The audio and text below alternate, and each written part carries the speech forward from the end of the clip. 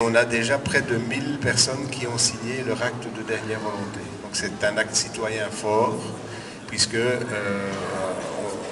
on démontre en fait aux élus locaux que, on ne veut pas du système actuel et qu'on veut un système beaucoup plus proche de la nature. Et on sait que finalement les élus locaux sont nos meilleurs alliés pour que ça devienne légal, puisque ce sont les collègues de ceux qui peuvent voter la loi. Et quand un collègue dit à un autre qu'il vaut mieux légaliser rapidement l'humusation plutôt que d'attendre qu'il y ait un nouveau scandale de salubrité publique dans les cimetières, il y a quand même, c'est une question de bon sens finalement de légaliser, puisque maintenant on a une solution. Donc tant qu'on n'avait pas de solution, on peut comprendre qu'on n'ait bougé à rien, mais maintenant on a quand même une solution qui tient la route, puisque ce n'est pas l'être humain qui va faire le travail, c'est la microfaune du sol qui a une expérience de 3 milliards 800 millions d'années. Je crois quand même qu'on peut faire confiance à une expérience pareille pour non seulement recycler la matière organique, mais pour surtout annuler la pollution de tout ce qui est venu se mettre dans nos corps malgré nous au cours de notre vie et qui ne meurt pas quand on meurt. Et aussi éviter que les maladies éventuelles se propagent. Parce que si on a enterré à une profondeur pareille, c'était vraisemblablement parce qu'on avait peur des maladies. C'est-à-dire quand on met 3 mètres cubes de broyat comme ça, on a une montée en température quasiment, je ne vais pas dire instantanée, mais dans la journée ou les 2 jours qui suivent, on monte à 70 degrés. Donc tout ce qui est germes pathogènes vont être détruits. Et toutes les molécules chimiques, après les 12 mois, on pourra vérifier avant d'utiliser le terreau obtenu que ce terreau est vraiment sain et fertile. Ce qui n'est le cas aucunement pour les pratiques actuelles. Et on va surtout rendre vraiment à la terre les restes de ce qu'elle a produit. Et donc en la régénérant.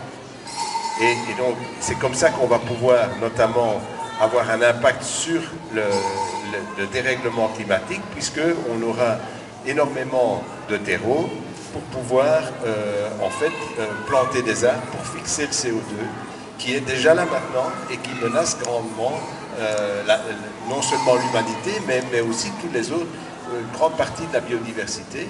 Et sans ça, l'être humain ne sait pas vivre sur la Terre. Alors, je peux vous interrompre 2 minutes? Oui. Parce qu'il y a un spectacle à 16h auquel je vais aller. Oui, oui. Et donc je suis persuadée... Qu'il faut signer la pétition. Donc oui. Pour nous aider, comment on peut faire? Signer la pétition. On peut le faire ici sur le stand, donc qui est là-bas dans le coin. On peut... Jusque 18h? Oui, jusque 18h. On peut signer en ligne sur le site du musation.org et on peut surtout envoyer son acte de dernière volonté aux élus locaux.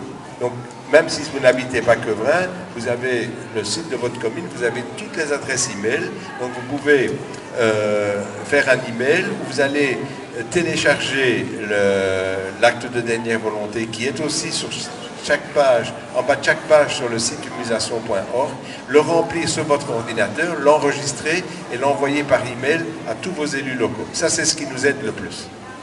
Merci d'avance. Et donc je suis là pour ne pas empiéter trop sur le temps de la conférence suivante. Dès qu'on doit partir, on peut se donner rendez-vous sur le stand là-bas pour répondre à d'autres questions que vous aurez vraisemblablement. Et c'est normal, c'est tellement décoiffant par rapport aux pratiques actuelles que c'est normal d'avoir des questions. D'ailleurs, le site musation.org est fait sous forme de questions-réponses. Donc les questions les plus habituelles, on a apporté des réponses. Les eaux, comment ils se détruisent? Les eaux. Les eaux. Eh bien, très bonne question. Donc évidemment, il faut faire le nécessaire pour que les eaux aussi soient recyclées. Alors, les humusateurs agréés, donc, puisque ce seront vraiment des spécialistes qui seront dûment formés, et il n'y aura qu'eux qui pourront en fait mettre en œuvre l'humusation dans les jardins forêts de la métamorphose. Donc, par rapport au petit film, le dernier petit film qu'on a vu, il y aura toujours un cercueil, mais ça sera un cercueil réutilisable. Donc ça ne sera pas un brancard comme ça. Donc ça va garder, au contraire, ça va être un cercueil très luxueux puisque c'est un cercueil qu'on ne va pas enterrer ni brûler. Donc on va pouvoir réutiliser. Donc celui qui veut un cercueil vraiment luxueux, il paiera un peu plus cher que pour la location d'un cercueil de base. Et les eaux, les eaux, eh bien, après 3 mois, tout ce qui est mou est déjà décomposé. Donc les humusateurs agréés vont pouvoir avoir accès facilement à tout ce qui n'est pas biodégradable, comme par exemple les prothèses métalliques ou autres. Et par exemple, les amalgames dentaires, les pacemakers, sans agresser le corps, puisque les os seront déjà détachés les uns des autres, ils vont pouvoir enlever tout ce qui n'est pas biodégradable et passer les os à la moulinette. En parenthèse, comme on fait dans les crématoriums maintenant, avant de vous rendre naissance, les os sont aussi broyés. Mais ici, ça n'a pas besoin d'être aussi fin. Ce qui compte, c'est d'avoir une plus grande surface d'attaque pour que les micro-organismes puissent fixer le phosphore, parce que dans les os, surtout quand ils n'ont pas été brûlés, il y a énormément de phosphore. Et le phosphore est indispensable pour faire pousser les végétaux. Il n'en faut pas énormément, mais il en faut à certaines phases de la croissance des plantes. Et les superphosphates, enfin qui n'ont que de nom de super chimiques, ils sont lessivables. Donc ce qu'on met sur le sol, s'il n'est pas utilisé tout de suite, à la première pluie, il risque d'aller dans les nappes phréatiques. Alors que dans les complexes argilo-humides stables que les micro-organismes du sol, des premiers centimètres du sol vont pouvoir refaire, là, ce sera un phosphore qui va être stable dans les complexes argilo-humiques.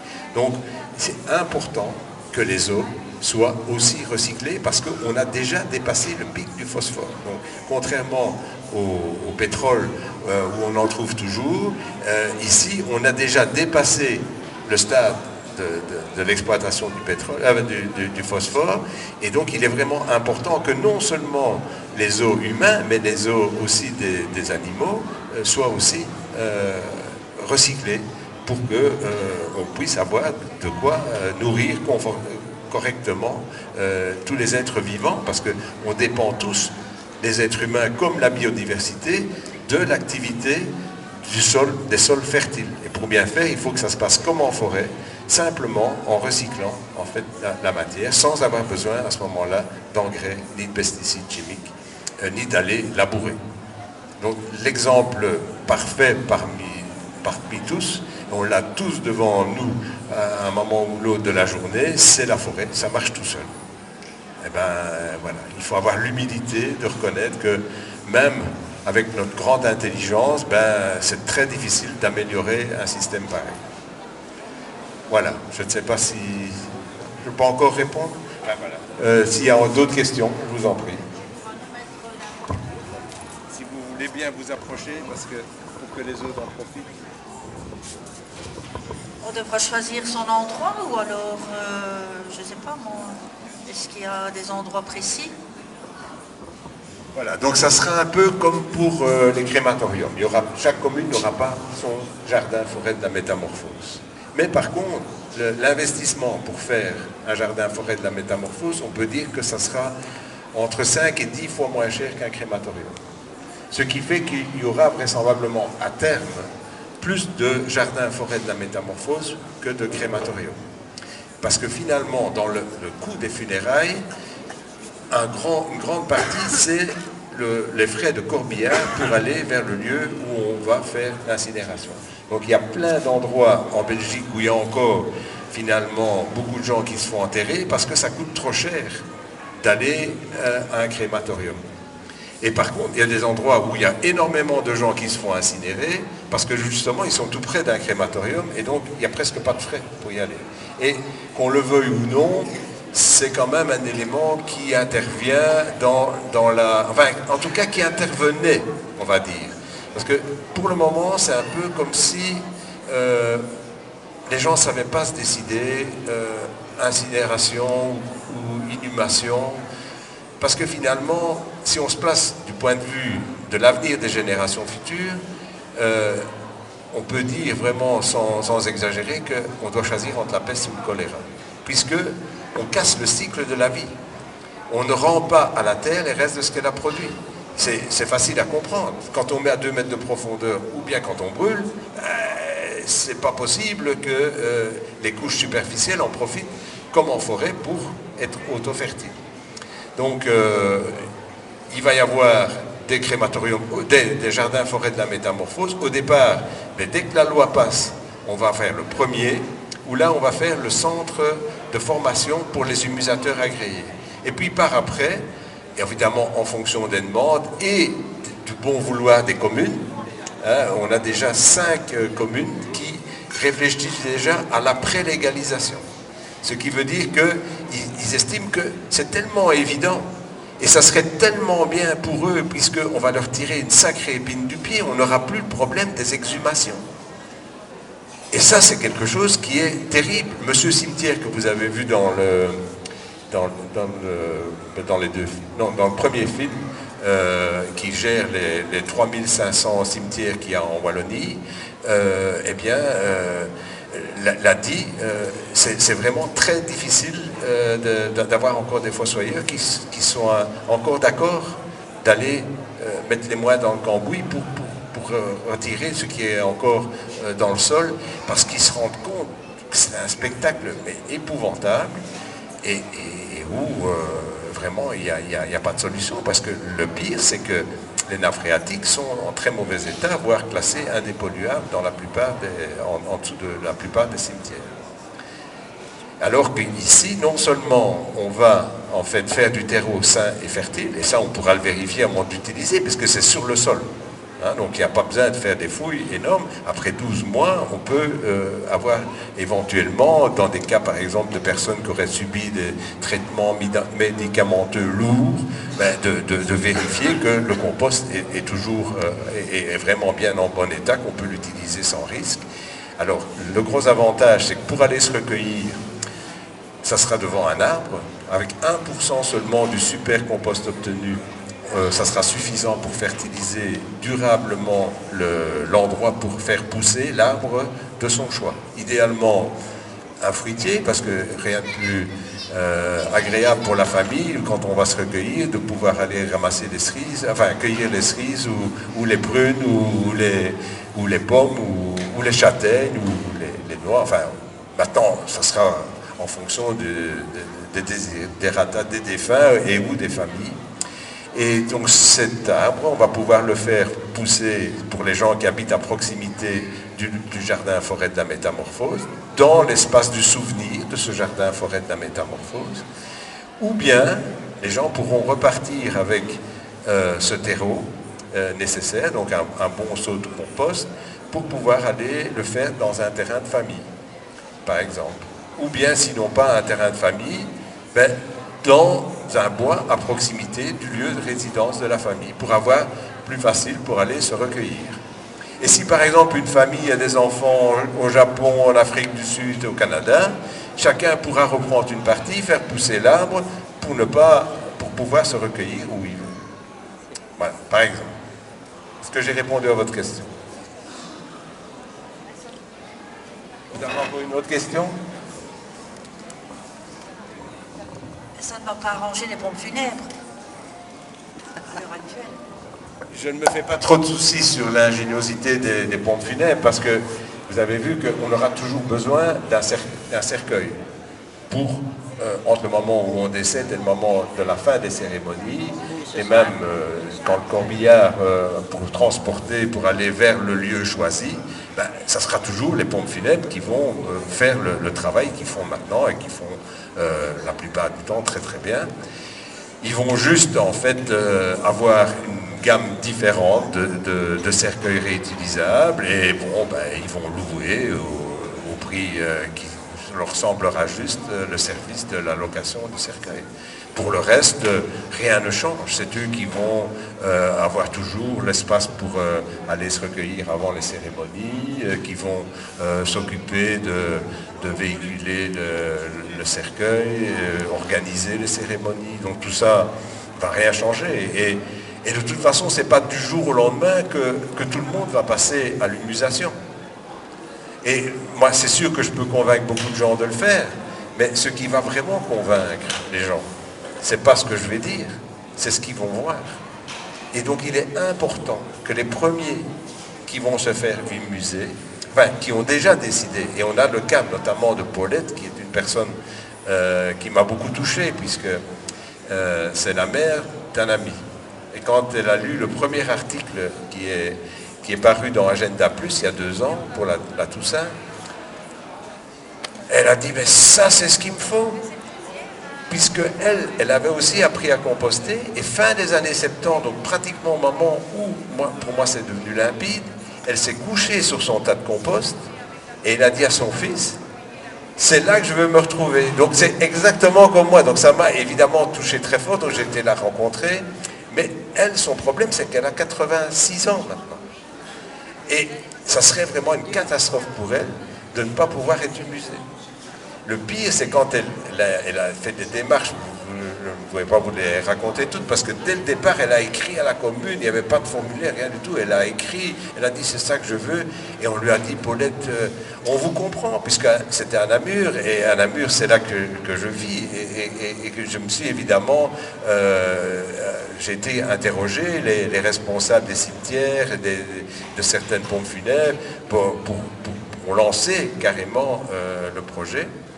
Et on vous comprend, mais on ne peut pas. Vous avez beau danser sur votre tête, de toute façon, ça ne serait pas possible, parce que la loi ne le permet pas. Et donc c'est comme ça qu'on s'est aperçu que c'était vraiment l'acte de dernière volonté qui faisait bouger le plus, mais pour ça, il faut qu'il y en ait beaucoup. Tant qu'il n'y en a qu'un une fois de temps en temps, ça ne les tracasse pas trop. Maintenant, on a réduit les obstacles pour pouvoir l'envoyer, puisqu'on peut le faire de son ordinateur sans avoir besoin de timbre, sans avoir besoin d'enveloppe, sans avoir besoin de trouver une boîte aux lettres. Donc on peut le faire par email. Et ça, c'est un point qui permet, on va atteindre maintenant les 1000 actes de dernière volonté, et on dépasse les, je crois, 11 000 maintenant signatures papier ou en ligne pour la pétition. Donc, de plus en plus d'élus locaux pensent déjà à la pré-légalisation. Et donc, ils cherchent des endroits pour pouvoir implanter dans leur commune ou dans une des entités de leur commune le jardin forêt de la métamorphose pour la région. Voilà. J'ai bien répondu à votre question? Voilà, il y a peut-être encore d'autres personnes. Il faut en profiter, hein. Il ne vient pas tous les jours à quelqu'un.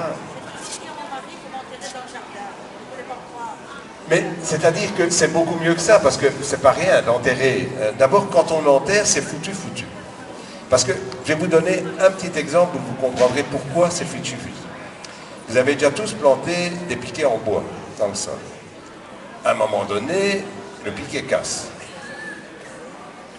Et assez curieusement, le pied est toujours intact et le haut en bon état. Pourquoi? Parce que justement, dans les quelques premiers centimètres du sol, vivent les champignons. Ce sont les seuls qui sont capables de décomposer la lignine. Le bois, c'est la lignine. Et donc, il faut vraiment... quand on comprend ça, on comprend bien que quand on met un cercueil ou n'importe quoi dans le sol en profondeur, il ne se passe rien. Le bois ne va jamais se décomposer. Par contre, à l'intérieur, il y a en fait toute la microfaune du corps qui, elle, n'est pas morte non plus quand on meurt. Alors, je ne vais pas vous faire le détail de ce qui se passe vraiment dans ces conditions-là où il n'y a pas d'air, et donc c'est pas possible. C'est pas possible. Donc, par contre, dans un tas de compost, il y a la bonne température, la bonne humidité, la bonne aération, le bon rapport carbone-azote-phosphore. On se rapproche vraiment des conditions idéales qui se passent dans toutes les forêts du monde. Ça marche tout seul, parce que justement, on ne va rien enterrer, on ne va rien brûler, on ne va pas ramasser les déjections des animaux ni des animaux morts, et pourtant, personne n'a besoin des chasses pour aller se promener. Voilà. Je vous remercie de m'avoir écouté, et donc je suis à votre disposition.